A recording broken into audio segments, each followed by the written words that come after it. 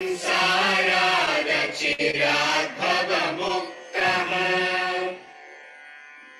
सेन्द्रियमानसनियमादेवं रक्ष्यसि निजहृदयस्थं देवम्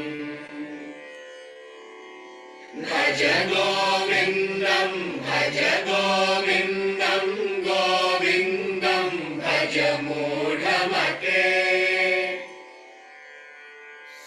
सम्प्राप्ते सन्निहिते काले नहि नहि रक्षति दुःकृङ्करणे।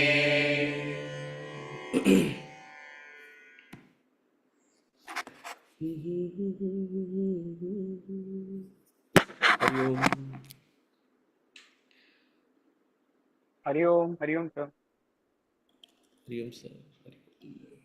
हरि ओम। Happy Guru Purnima. Hari Om Hari Om Hari Om sir. We'll start today with just a chanting of the Guru Stotram. It's an ode to our Gurus. So continuing our feelings from yesterday. It's not that the praise of the Guru should be limited to Guru Purnima. So even though Purnima, technically I don't know if Purnima is past, but it's still worthy of chanting it once. So I'll play it along, and I've put the lyrics in front, the actual words in front. So feel free to follow the chant. It's about 13 odd verses, 14 verses on an ode to the Guru.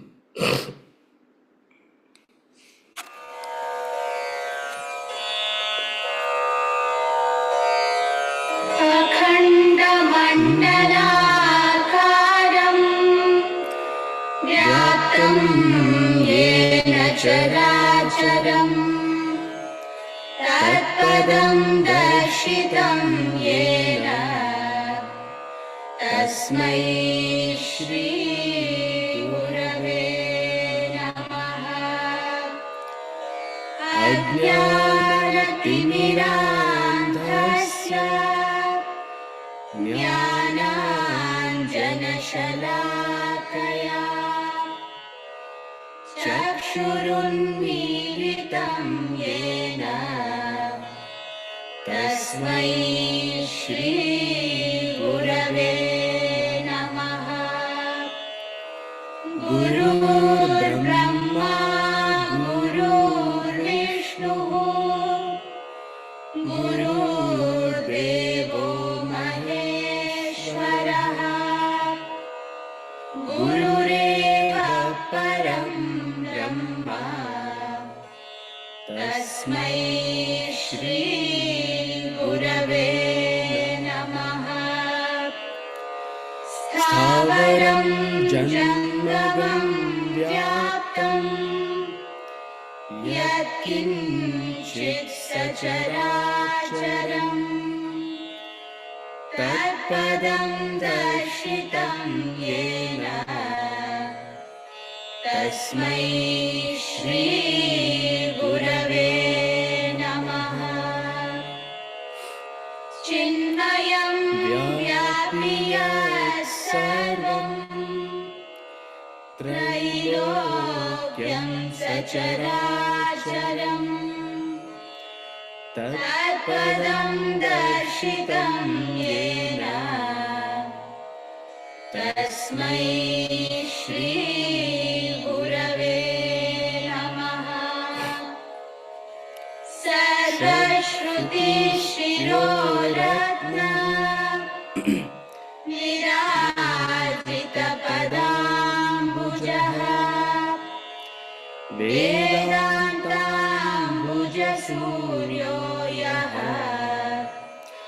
तस्मै श्री गुरवे नमः।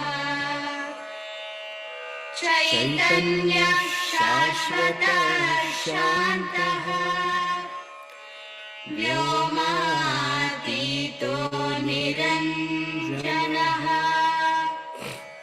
बिन्दुरादकलातीतः तस्मै श्री गुरवे नमः। ज्ञानशक्ति समारूढः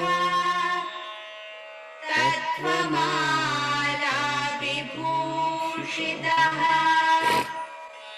भुक्तिमुक्तिप्रदाता च तस्मै श्री गुरवे नमः। अनेकजन्म सम्प्राप्त कर्मबन्धविदाहिने आत्मज्ञानप्रदानेन तस्मै श्री गुरवे नमः। शोषणं भवसिन्धोश्च ज्ञापनं सारसम्पदः गुरोत्पादोदकं सम्यक् तस्मै श्री गुरवे नमः। न गुरोरधिकं तत्त्वं न गुरोरधिकं तपः तत्त्वज्ञानात् परं नास्ति तस्मै श्री गुरवे नमः। मन्नाथः श्रीजगन्नाथः मद्गुरो श्रीजगद्गुरुः मदात्मा सर्वभूतात्मा तस्मै श्री गुरवे नमः। गुरुरादिरनादिश्च गुरुर्परमदैवतम् गुरोः परतरं नास्ति तस्मै श्री गुरवे नमः। त्वमेव माता च पिता त्वमेव त्वमेव बन्धुश्च सखा त्वमेव त्वमेव विद्या द्रविडं त्वमेव त्वमेव सर्वं मम देव देव त्वमेव सर्वं मम देव देव त्वमेव सर्वं मम देव देव।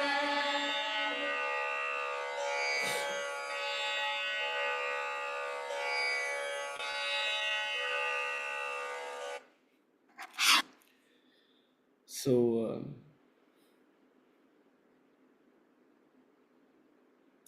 in chapter 18 of the Bhagavad Gita, am I audible? Yeah, but your camera is off. Oh, my video is off. Yeah.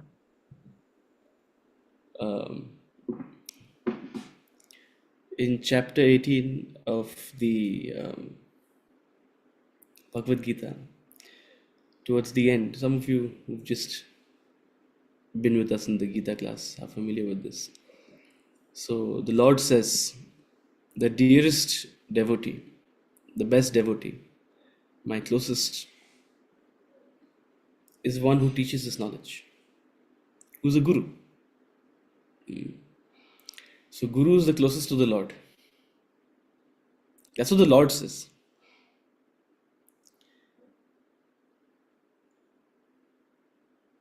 My greatest devotee are those who will teach this knowledge. And in order to teach this knowledge, you have to learn it yourself. You have to have to do swa adhyaya. You have to lift yourself to the level of a guru.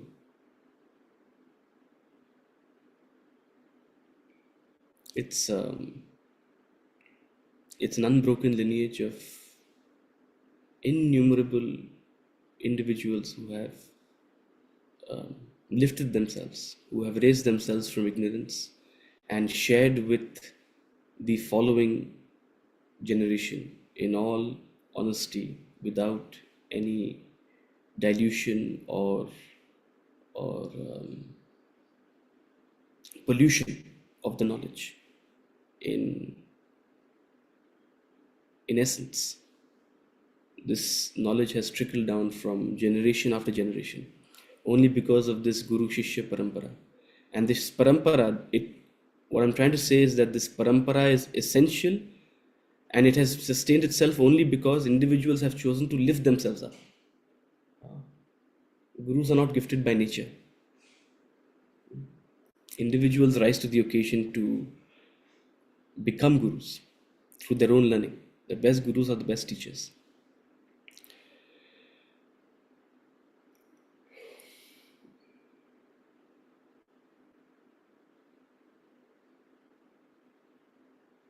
It's the most beautiful relationship one can have between a guru and a shishya, as is highlighted in the last verse of this chant. Tvameva mata cha pita tvameva. Tvameva bandhu cha sakha tvameva. You are my mother, my father, my friend, my everything. Sum total of all relationships, you are. All the good relationships. Mata, bandhu, mata, pita, bandhu, sakha, sab kuch. You're the sum total of all relationships. This is a relationship which takes nothing, only gives. It expects nothing. Its only motive is to share itself with you. The only motive of a guru is to share himself or herself, their knowledge, with the student. Not with the idea of benefiting from the student. Not with the idea of impressing upon the student how learned they are. Not with the idea of dominating the student. No, with simply sharing the student, sharing with the student what they know, what has uplifted them. May that uplift the other as well. The purpose of a guru is to make the student like them, equal to them. And the job of a guru is done if they've created another guru. Means what? They've ensured the continuation of the lineage. If they've managed to convey in all their capacity what they have learned themselves. So it's perhaps the purest relationship one can have. And the guru can be anyone. Your parent can be a guru. Your friend can be a guru. Krishna was Arjuna's friend. Guru is anyone who possesses knowledge and who's actually living the knowledge and is able to share it, has the skill to share it. The two qualities of a guru are: one who possesses the knowledge, means they live it, and who have the art of communication. The second quality is the art of communication. And the three beautiful qualities of a student are pranipatena, a sense of devotion. This collection of verses, it signifies the spirit of devotion towards a guru. You have to have this spirit of devotion towards a guru, a sense of gratitude of what you are receiving. No guru expects your gratitude. No guru will expect you to come and press his feet or have a sense of, every week there should be some gift. See, it's almost paradoxical. A guru is not a guru if he expects. A student is not a true student if he doesn't have gratitude. If a guru expects gratitude, he's not a guru. If a student doesn't have gratitude, he's not a student. Both are true.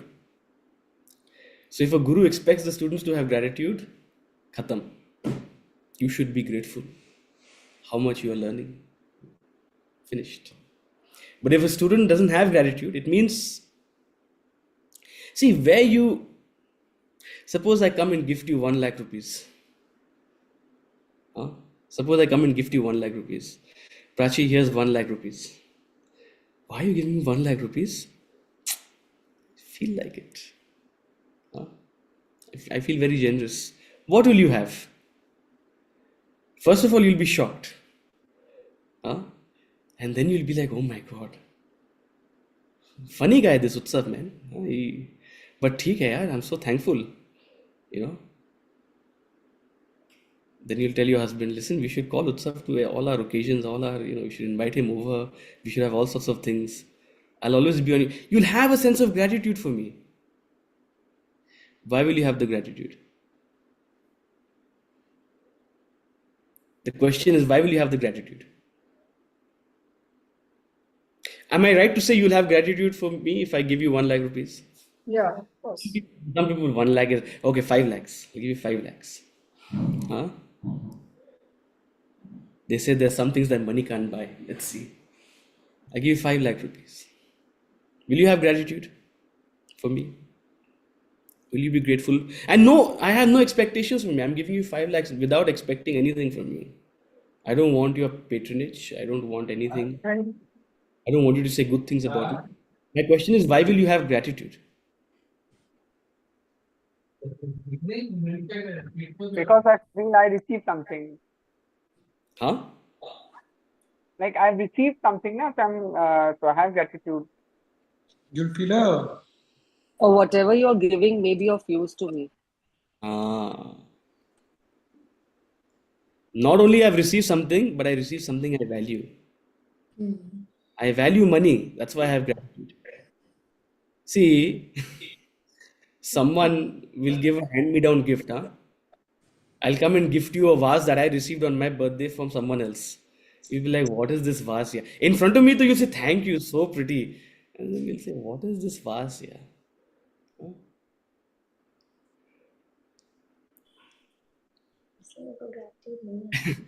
Someone on my, earlier generations, I think everyone used to really value silver ornaments and, the chandi, gift karne ke liye, right? So on my wedding, I was gifted a bunch of, silver ornaments, some big, sculptures of silver. And, we are the crypto generation. So what is silver in front of crypto, right? If someone would have gifted me some Bitcoin, then I would have been. So my initial reaction was, oh, thank you so much. But I was wondering, what am I, it was a little bit of a generational disconnect. So if you don't value what you have received, you won't really have that immense sense of gratitude. So it's not, Yashoji, in response to what you said, yes, you are receiving something, but simply receiving something does not bring about gratitude. A lot of times you receive some things you don't really value. Example, knowledge. Sorry to say. We don't value the knowledge. There's no shortage of knowledge. Every passing person has knowledge to give, but we don't value it. In fact, we're judgmental about where it's coming from. Aur isko kya malum? So your gratitude is only a reflection of, this is what I wrote yesterday in the message. Your gratitude is only a reflection of the value you have for the knowledge. That's it. And if you don't have an attitude of gratitude, if you don't have a pranipatena, a sense of devotion for your guru, and guru is not a person. Remember that. Guru is not an individual. The individual is just a vessel. The guru is a sum total of all, perhaps, individuals. So when we say devotion to a guru, we don't mean necessarily devotion to a person. You could have devotion to a person. So if you lack devotion to the guru or to what the guru represents, it only means you don't have that, you don't value the knowledge. In proportion, right? The extent to which you have devotion, to that extent, it means you value what you're receiving. Suppose someone gives you gold, oh my God, Gold? 1 kg gold. What's the rate of 1 gram right now? 10 grams is around 80, 7,000 is 1 gram. 70,000, 70,000, 7,000. How much is a kilo then? 7 lakhs. 7 lakhs. So Uh, I'm just interrupting. So like somebody gave my son a gold coin. He said, Hmm. "Iska hum kya karega?" So my wife said, "I'll give you 5,000. He give me the gold coin." He was very ready. Yeah, give me 5,000. Then I told him this gold coin is not for 5,000. This gold coin is worth 80, 70,000. Then he Hmm. realized because he did not understand the value of the gold coin. Correct. So, pranipatena, the first quality of a student is pranipatena, a sense of devotion. And that devotion only comes from realizing the value of what you are being given, what you are receiving. When you realize the value, you will have utmost devotion. But that devotion is not enough. We shouldn't just be singing the Guru Stotram all day. Huh? I really love my Guru. Every morning I sit in the Guru Stotram. That's not enough. Second quality of a student, prashnena. You should ask questions. You should question your Guru every morning, like Prachi questions us. Huh? If you don't question, see, in this examination, it's not about the number of marks you score. It's about the number of questions you ask. Really. Your marks are judged by the number of questions you ask. It only because ultimately it is not someone else's understanding, it's not someone else's decisions, it's not someone else's choices. It's your own absorption of the knowledge that matters. And to absorb, you have to question, you have to reflect, you have to think, you have to contemplate, you have to clarify. So prashnena, pranipatena followed by prashnena. See, if there is prashnena without pranipatena, if there is a questioning without a devotion, then it becomes a challenge. A lot of people will test teachers to challenge the teacher. Let me test how much he knows.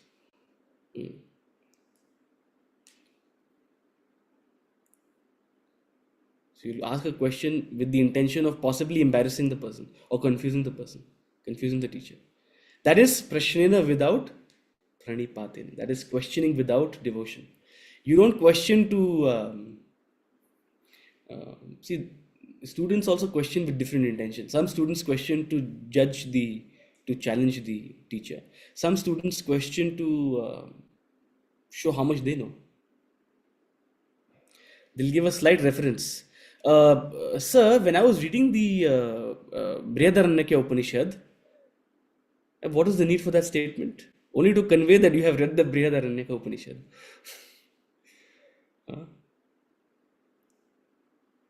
Something completely unrelated. The question today is not related to what we're talking, but in that Upanishad, now everyone in the class knows this person is studying Upanishads. So, student who? See, I'm not just because you mention Upanishad doesn't mean I'm just talking about the intent of a person. A lot of times, the intent of the person is to show how much they know. Usually, you'll see this a lot in schools. When you are young in middle school or something. Imagine students want to impress upon the teacher. We call them the teacher's pet. So all the time this happens. You have to take yourself back to middle school, especially when you have something to gain from being in the good books of the teacher. So either you challenge the teacher, or you want to show how much you know or how good you are. The third kind of student is one who questions genuinely to understand, to clarify. See, you don't have to agree, or you may not quite understand. You may have a point of either confusion or disagreement with what is being conveyed. Clarifying that with a genuine desire to understand what is being conveyed. Have I understood it correctly? Nobody is saying you cannot disagree with what is being said. In fact, the whole spirit of this knowledge in this tradition has been of questioning. That's why we have so many sampradayas. That's why we have so many, earlier debates used to be organized by kings in their courts between learned people, right? The whole spirit of this tradition has been a questioning and a clarification. So that ought to be the spirit, and that is an essential quality of a student. The third quality of a student is sevayaha, a spirit of service.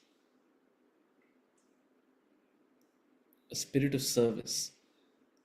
This is a very controversial quality because people think, oh, that means service to the guru. Means every month, every year, you have to donate X amount to his ashram. First of all, why is that a bad thing? Huh? There's nothing bad in donating to an institution. Okay, that's not itself a bad thing. People have this allergy. Oh, spirituality means money should not be involved. Right? To run anything, you need money. Same people will complain. When I went to the ashram, the facilities were little, it was not clean. It was not this. Same people who are complaining about giving money are complaining about the facilities in ashram. How will you maintain facilities in ashram? You want 5-star facilities with no cost, no price. Any institution, any endeavor, any organization is run through money is an essential element. So money itself is not the problem per se. So stop this allergy with money. First of all, of course, a material contribution. Sevayaha is a material contribution. Don't people donate to their alma mater? People donate to their schools and colleges. The college I went to has over a couple of $1 billion in endowment. They call it endowment. So that's how educational institutions are run, through a charitable contribution from people who have benefited and been influenced from it. So material contribution, but beyond material contribution, there is emotional and intellectual contribution. Your contribution, your true contribution to your guru, your true contribution to this knowledge will be, first of all, imbibing it and passing it on, becoming an ambassador for it. That is true service of the knowledge. That is true service of a guru. You have to invest your life into it. You have to invest your time into it. You have to be a representative of it.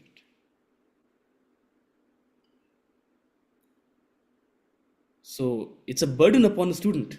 You've been given this knowledge. Now it's a burden upon you. You have to put in the work. Out of 7 billion people, maybe 700,000 hear the Bhagavad Gita or Vedanta in such clear manner. You've been chosen, handpicked. Not everybody has the opportunity to learn this. Now, what are you doing with this knowledge? You have to do service. You have to utilize it to influence others through it. Right? So that's the spirit of Sevayaha, service, that a student ought to have. We talk a lot about the Guru, but on Guru Purnima, it's important to remember what is our responsibility as a student. Because the best of students become gurus. That's how it happens. Okay. So we'll continue from where we left off. Before we start, let's do the chant, the invocation, and then we'll take up any questions. Om Sahana Vavatu Sahanau Bhunaktu Sahaviryam Karavavahai Tejasvinavadhitamastu ma vidvishavahai. Om Shanti Shanti Shanti. Okay, are there any questions from the previous discussions or anything?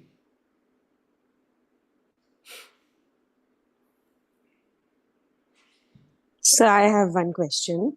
Anji. So we were talking about meditation, and when gets into the meditation and realizes. So once when he's out of that meditation, then how is he? Like For that, we have to study the next chapter. okay, sir. The state of self-realization. Okay, sir.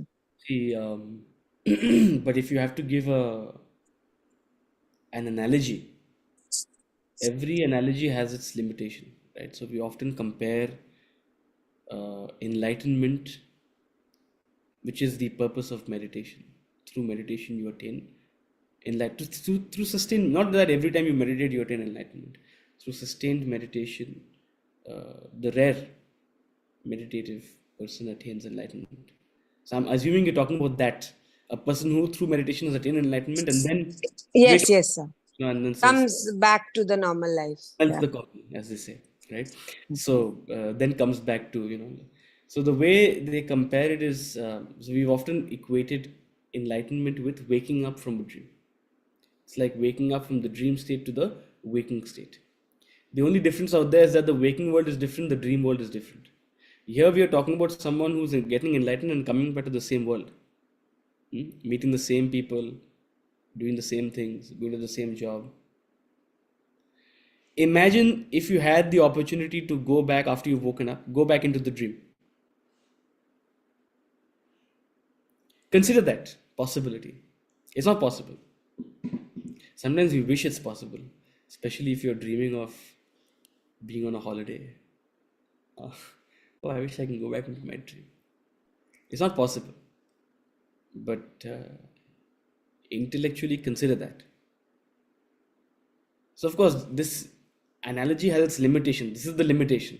This is the limitation of the dream to waking analogy. That when it comes to enlightenment, when you wake up, you actually re-enter the so-called illusory world, but as a woken up person. So an enlightened person lives around, moves around like you and me, does the same things, eats the same food, talks about the same stuff, moves around. As Swami Nisargadatta Maharaj said,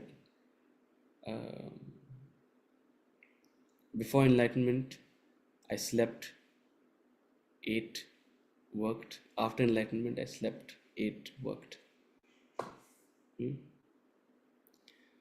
The great Swami Nisargadatta Maharaj. That wasn't exactly his quote, but he said something in effect of that. Essentially that. Then nothing changed. Before enlightenment, this was it. After enlightenment, what has changed is entirely internal.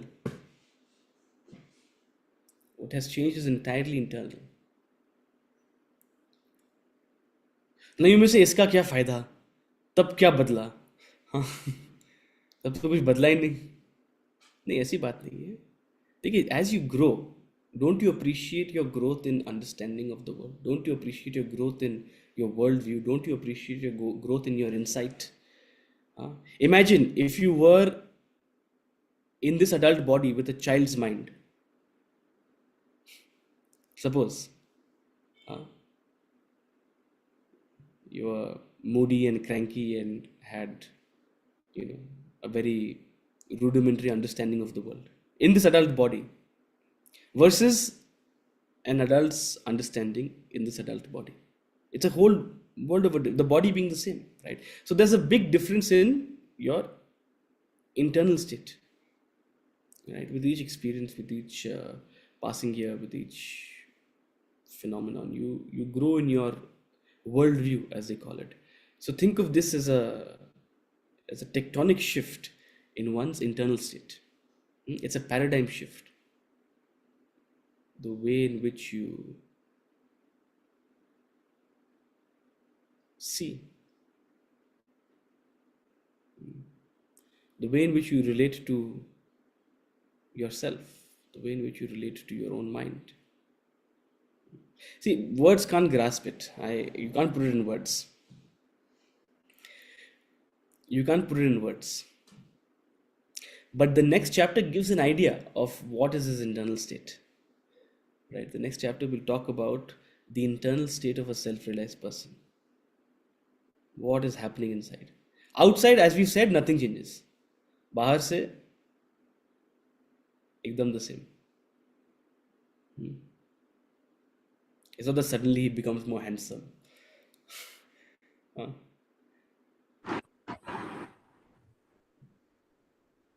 There's no light behind his head shining. Nothing funny like that happens. But Outside, your own but your own perception changes. Absolutely, your inner state, your inner condition, and not only changes it, it's a complete tectonic shift. It's a paradigm shift. And you can feel the change when you remember your 5 years back and today. You can see the change in your thought process. That's what you and I are seeing right now as we grow gradually, over a period of 5-10 years. But what is the change in waking up from a dream? What's the change in your inner state? You were in one world altogether, you've been transported to a different world. It's a paradigm shift in an instant. But a dreamer can never understand that. So you and I are dreaming, we can't understand that inner state. We can suspect it, we can make an attempt, but it's very difficult. It's very difficult. See, some people are attracted to this journey by this very mystery. Kya hoga? It's a mystery. Okay, so we were talking about the procedural details of meditation, and we'll quickly cover this portion. It's informative, and it's sort of demystifying and explaining in very simple terms the procedural details of meditation. We've talked extensively about the preparatory details, the qualifications for meditation, and now he's going to be talking about the procedural details of once you step into meditation. Procedural details. The process of meditation starts with the withdrawal of the mind from its preoccupation with the affairs of the world. The meditator must then ensure that all external factors are conducive for the plunge into the inner self. Before starting the practice of meditation, one must try and eliminate all that could possibly disturb the mind. The disturbances spring from the environment, physical body, from breathing, mind, intellect, and even the time chosen for the practice. These impediments must be eliminated to create the best atmosphere for meditation. The first impediment is the external disturbance arising from the environment. Hence, you must choose a quiet, peaceful place for practicing meditation. If it is difficult to find a peaceful place, you may choose a peaceful time of the day. The early hours of the morning, the sattvic time, is distinctly silent and peaceful even in an otherwise noisy environment. The next preparatory step in meditation is to attend to the disturbance caused by the physical body. To avoid any such disturbance, you need to sit cross-legged in the appropriate physical posture. Use a thin, flat cushion, not too soft or too hard. The recommended posture is to sit on your hams with legs folded to form a maximum base. Keep your vertebral column erect with a slight forward bend at the pelvic region. Your arms resting in front with fingers interlaced. In this posture, the physical body remains in maximum equilibrium, with its center of gravity falling at the center of the base. You may take time to get accustomed to the posture. If, however, you are unable to adjust your body to the posture due to some physical defect or other reason, you may sit on a chair or other comfortable position that suits you. Keep your eyes gently closed, looking nowhere in particular, as in sleep. Having positioned in the meditative posture, your limbs may be stiff, your muscles tense. That again could disturb your mental concentration, as they may relax on their own during meditation. To avoid this, you should release the tension in the muscles by mentally inspecting the parts of the body from head to foot. That would relieve all stiffness and relax the body.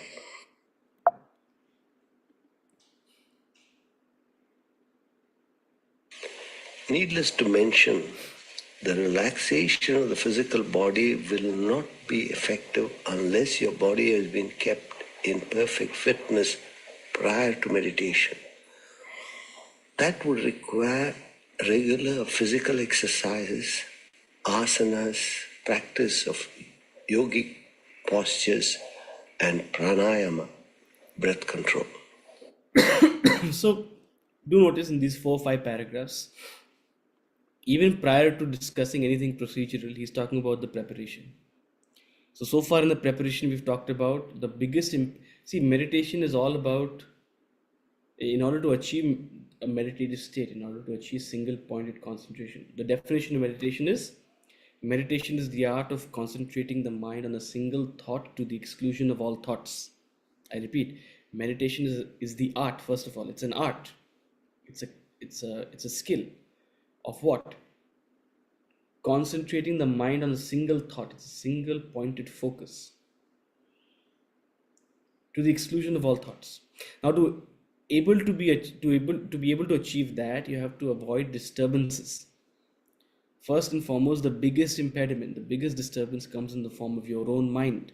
A mind cluttered with thoughts, a mind cluttered with various desires and agitations is not qualified for the single pointed meditation. So we've talked endlessly about that mental preparation, broad mental preparation. You have to be broadly established on the spiritual journey and reduce this burden of extroverted desires, right? Only when you're sufficiently sort of advanced on this journey are you truly qualified. That doesn't mean you shouldn't sit and meditate. No, please, you can meditate today. You should. It's the great, beautiful month of Savan has started today. Very auspicious time. Every morning, sit a couple of minutes in silence. Right? Go through these procedural details and practice it. Because abhyasa is good. No amount of abhyasa is wasteful. We only want you to be aware of the qualification and the purpose. That's it. People are confused about what is the purpose of meditation altogether. So the first impediment the biggest impediment comes from the mind, and qualifying the mind through gradual karma bhakti jnana yogas will address that, right? Thereafter, once you're sufficiently qualified, then planning and preparing for the actual seat of meditation, you have to take care of a few things. First of all, removing disturbances from your environment. First of all, pick a quiet time, a quiet place. If you can't find a quiet place, find a quiet time. If you're in the middle of Bombay, even 5 a.m. in Bombay is a quiet time. Right? So in a disturbing place, in a agitating place, in a place that is hustling and bustling and roaring, find a quiet time, right? Pretty much everywhere is quiet in the early hours of the morning. It's called Brahma Muhurta. Everywhere in the world, save maybe some places. Even I would say the busiest places of New York also are quiet at Brahma Muhurta. So the early hours of the morning is distinctly quiet, right? Of time which is free from environmental disturbances. So you've taken care of the environment. The next is to avoid disturbance from the body. You don't want to be fidgeting and moving around and have face any disturbance from the body. Now, needless to say that your body has to be in good condition. If you're not used to sitting cross-legged, if you're not used to sitting still, if all you do is lie around all day, then the body is unfit for meditation, right? So you have to be relatively fit in the body, not as fit as Omji.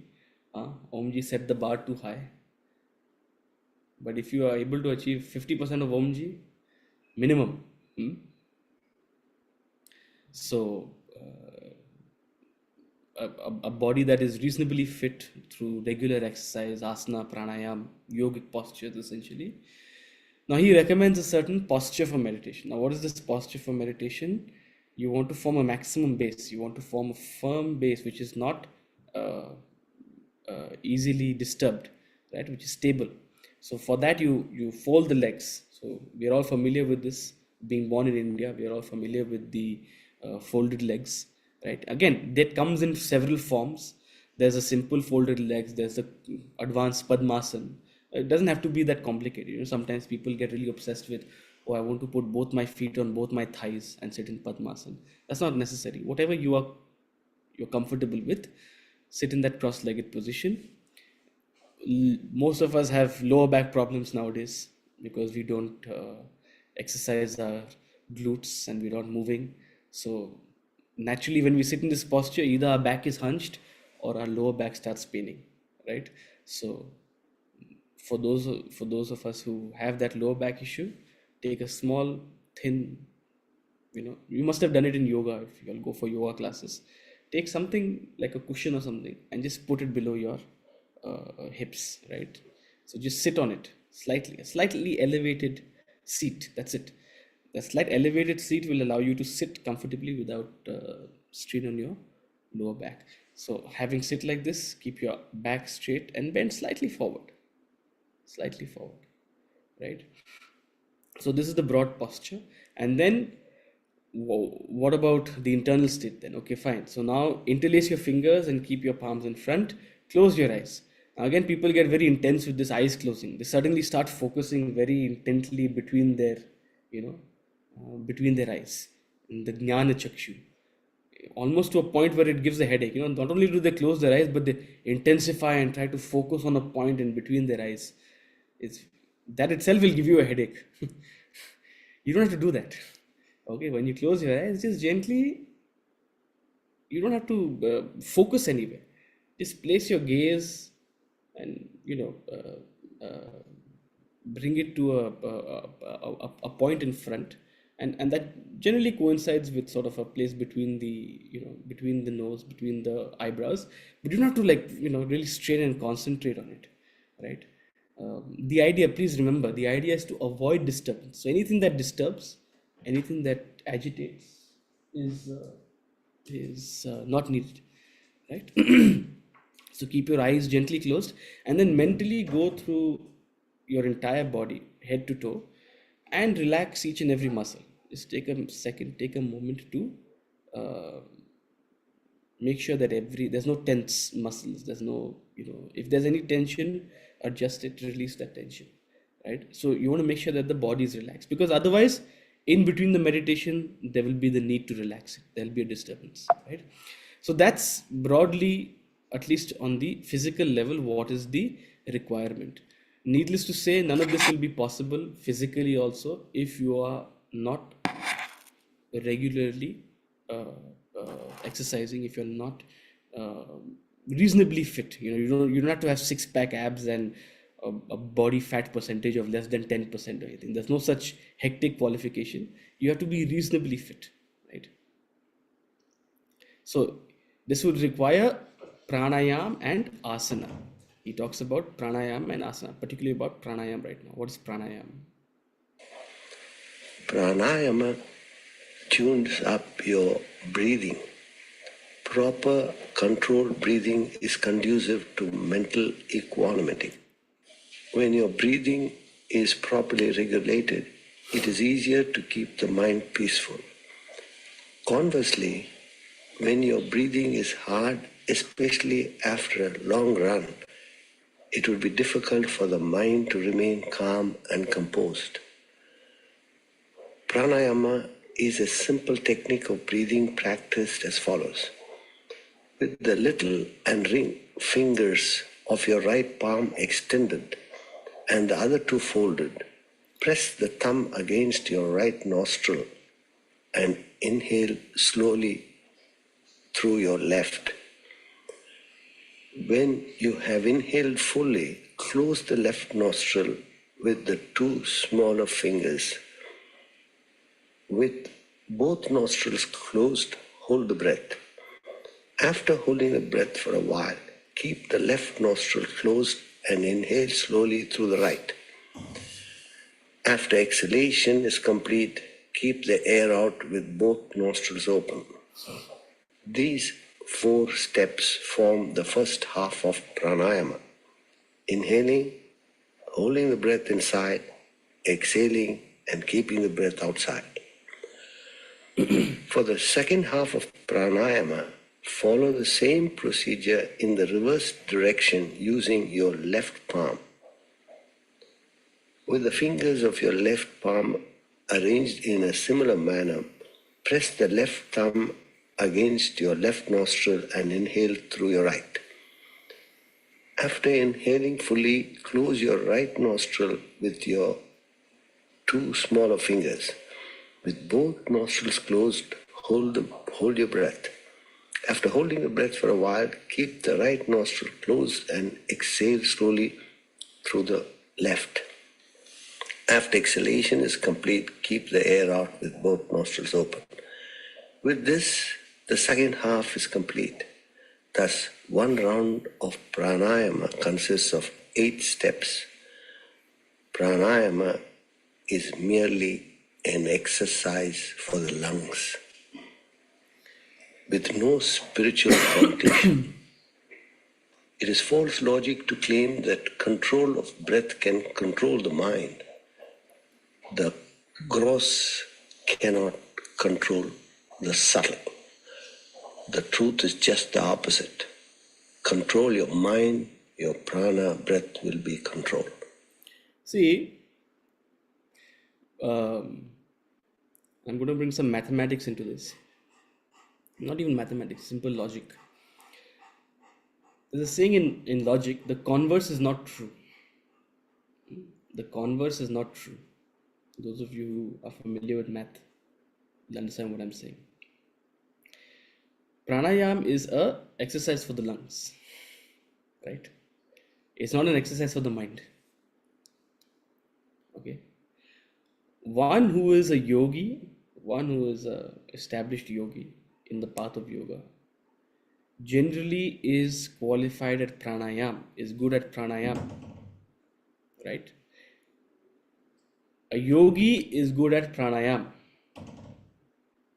That does not mean if you are good at pranayam, you're a yogi.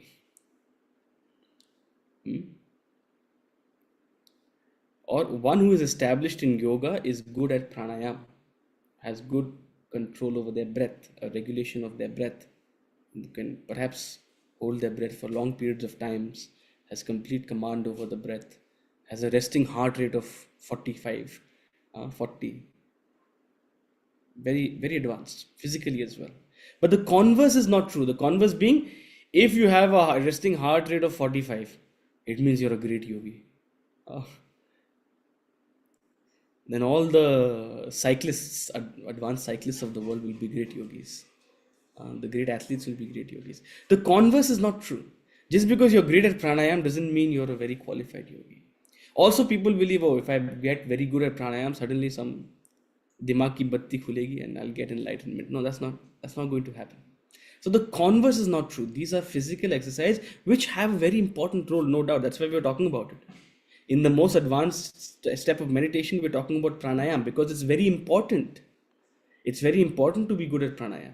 It's very important to have this, not along with the mental qualification, the physical qualification as well. But just being qualified physically doesn't make you a yogi. That's what we're saying, right? Pranayam doesn't make you spiritual in any way. It doesn't make you any more spiritual. Yogaratova bhogaratova sangaratova sangavihina. Yasya brahmani ramate chittam. Where is your mind? What are the kind of thoughts your mind is entertaining? What is your intention in all your actions? With what thought do you wake up? With what thought do you approach any activity? That is what makes you spiritual, right? Not how many hours you can stand in vrikshasana.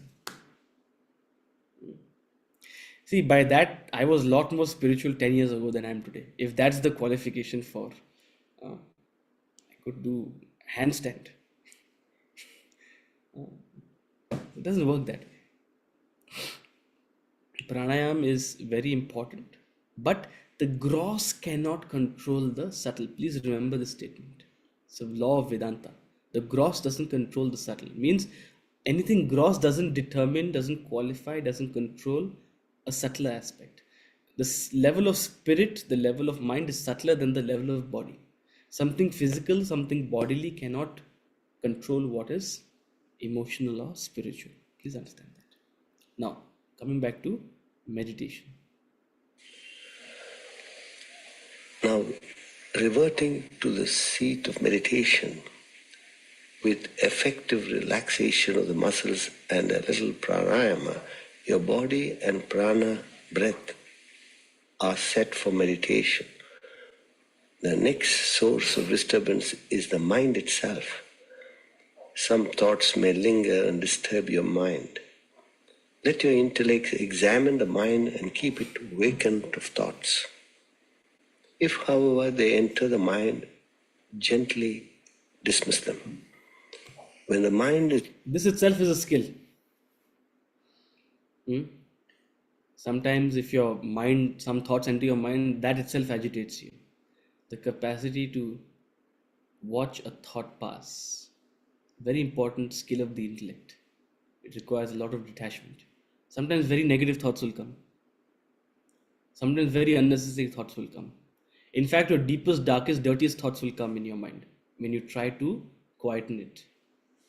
It requires your buddhi to say, I will have none at thy hands. Please pass. You're simply an unnecessary thought. Go on your way. So the thought is like a child. If you entertain it, it will keep agitating you. The secret to a child or even a puppy is you want to be rid of it, ignore it. If any thought enters, watch it pass, gently dismiss it. Don't push it away. What is the meaning of gently dismiss it? Just nod. Your intellect has to nod. Let it pass. Not give it any patta, as we say. Koi patta mat do. Is relatively free of thoughts. Start the japa, the chant of the chosen mantra word symbol. Your mind does the chanting, your intellect observes, witnesses the chant, and maintains the focus on the mantra to the exclusion of all other thought. The most conducive time for the practice of meditation is Brahma Murta, between 4 a.m. and 6 a.m. If that be inconvenient, choose a time as close to it as possible or any other time suitable to you. Sit in the recommended meditative posture in the selected place. Repeat the mantra mentally without causing any movement of your limbs, throat, mouth, or tongue. During the chant, the mind would stray away from the mantra, and your intellect may not be aware of the mind's digression.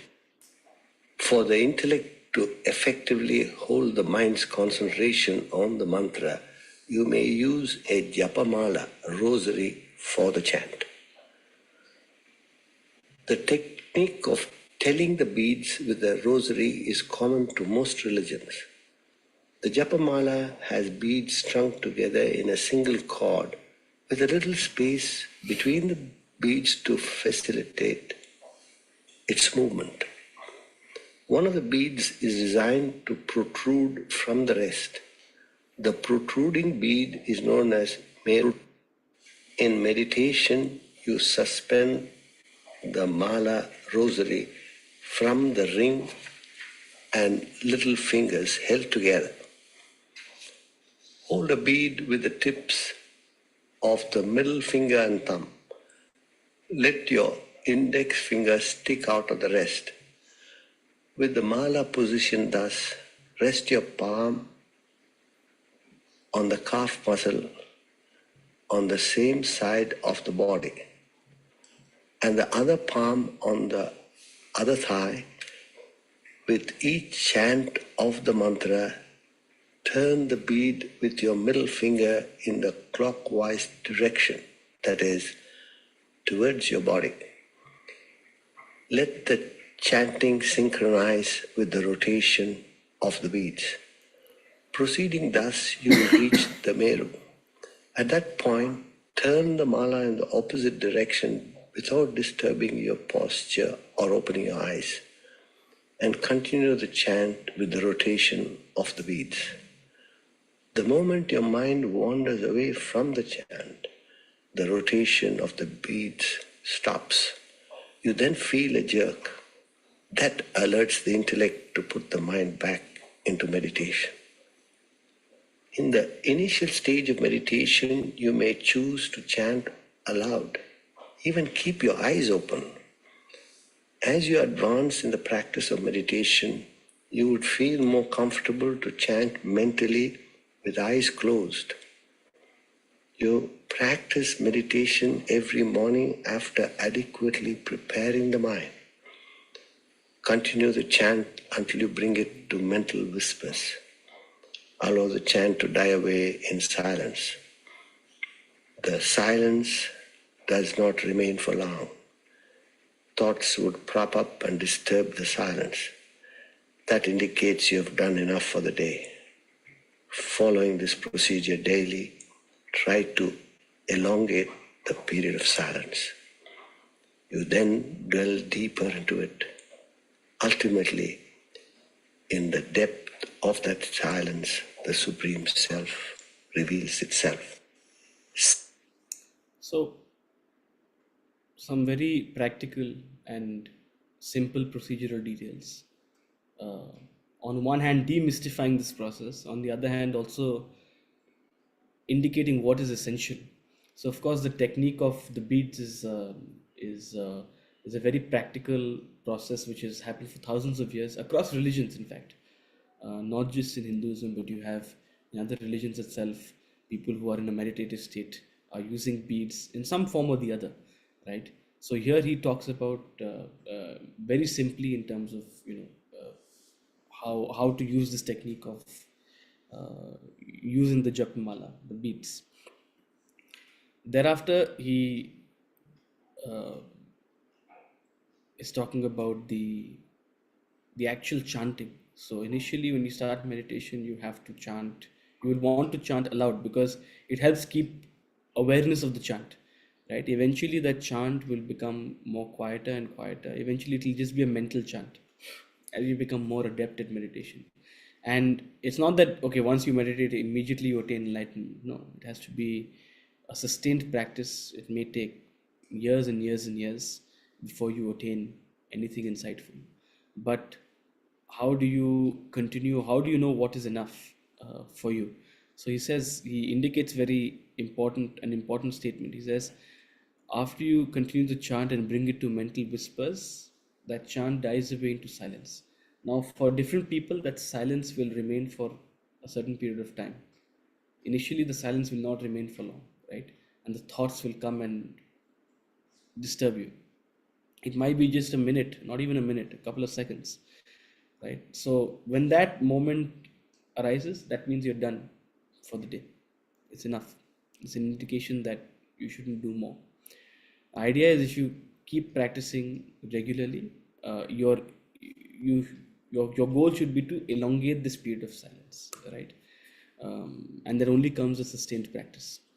And ultimately, they say, in the depth of this silence, in the depth of this continued sustained silence, you attain spiritual enlightenment. We'll conclude with this last paragraph. which is the end of this chapter itself. Self-realization. In the silence of meditation, all your vasanas, thoughts and desires are eradicated. Your mind and intellect are extinct. That is the sacred moment when your Supreme Self reveals itself by itself. You attain the ultimate state of self-realization, the fourth state called Turiya, beyond the waking dream and deep sleep. A state wherein your individuality merges with the all-pervading reality. You become Brahman, like the dreamer becomes the waker. The dreamer loses his personality in the higher experience of the waking state. Similarly, the waker loses his finite personality in the infinite experience of self-realization. An experience that is beyond the highest pleasure the body could ever sense, beyond the greatest happiness the mind could ever feel, beyond the subtlest knowledge the intellect could ever conceive. That is spiritual enlightenment. The state of self-realization confers absolute power, bliss, and knowledge. Yet the self-realized conducts himself as any other human being in the external world. Though inwardly he has become a sakshi, witness of the entire phenomena of life, nothing in the world can either enhance or diminish his state of absolute fulfillment. Besides, his presence radiates peace and bliss to one and all. It's a beautiful verse in the Atma Bodha. I think it's verse 53. 53 or 54 of the Atma Bodha. It says, Yal labha na param labha, yat sukha na param sukham, yajñatva na param jnanam, tad brahmetya vadharayet. That state of Brahman is beyond any labha. Yal labha na param labha is greater than any gain that you can achieve in the world, greater than any profit, greater than any sense enjoyment. Yat sukhan na param sukham. It's greater than any happiness your mind can feel. Yajñatva na param jnanam. It is greater than any knowledge. There is no knowledge greater than it. Na param jnanam. So the joy, the lightness, the experience is beyond physical, material, emotional, sensual, intellectual, the highest of intellectual pleasures. That is spiritual enlightenment. A little more about what it is, he says on the outside, like he's given a primer because the main stuff comes in the next chapter, but he's answered Preetiji's question. On the outside, he conducts himself like any other human being in the external world, but inwardly he has become a sakshi. As you grow spiritually, you become more and more sakshi. You become more and more capable of being a witness. You become a perfect sakshi when you are self-realized. Complete witness. Nothing in the world can enhance or diminish the state. It's hard to conceive what exactly does that mean. It's hard to conceive. We will talk more about it in the coming class. We've already shot over time. Thank you for your patience. Thank you for joining in. Our next class will be on Thursday, if you don't mind. I'm traveling on Wednesday. So if Thursday morning is doable, I'd like to block your time to right now itself. We'll meet again and have our second class for the week on Thursday. Thank you so much. Have a good day. Hari Om. Hari Om. Hari Om, sir. Thank you. Hari Om. Hari Om. Thank you, sir.